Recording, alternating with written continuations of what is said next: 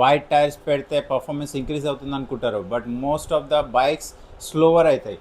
And most of the riders వాళ్ళ బైక్లో wide టైర్స్ని పెడతారు, అది just for looks, not performance. Manufacturers already bike power, weight, handling, suspension ఇవన్నీ కూడా క్యాల్కులేట్ చేసి ఒక ప్రాపర్ మెజర్మెంట్తోన ఈ రిమ్ అండ్ టైర్స్ని డిసైడ్ చేస్తారు. సో సడన్గా టైర్ విడ్త్ మార్చేస్తే బైక్ ఫిజిక్స్ మొత్తం చేంజ్ అవుతుంది. బిగ్గర్ టైర్ అంటే extra rubber and extra weight. So ఈ ఎక్స్ట్రా వెయిట్ అండ్ మాస్ని రొటేట్ చేయడానికి మన ఇంజన్ ఇంకా ఎక్కువ వర్క్ చేయాల్సి వస్తుంది. దానివల్ల యాక్సిలరేషన్ స్లో అవుతుంది, పికప్ స్లో అవుతుంది అండ్ ఇంజన్ మీద లోడ్ ఎక్కువ అవుతుంది, especially lower CC బైక్స్లో.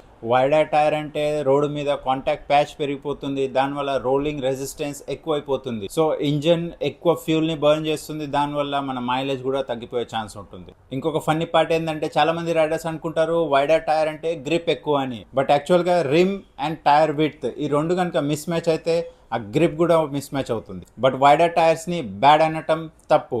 There is a right way to do it. In case మీ బైక్లో టైర్స్ని కనుక అప్గ్రేడ్ చేయాలనుకుంటున్నారంటే 140 సెక్షన్ నుంచి డైరెక్ట్ 180 సెక్షన్కి జంప్ కాకుండా 140 నుంచి 150కి జంప్ అవ్వటం, లేదా 120 నుంచి 130కి జంప్ అవ్వటం, ఇలా కనుక చేస్తే మీ బైక్ సేఫ్ ఉంటుంది. కొందరు క్రూజింగ్ మోటార్ సైకిల్స్లో వైడర్ టైర్స్ని ప్రిఫర్ చేయాలనుకుంటారు లుక్స్ కోసం.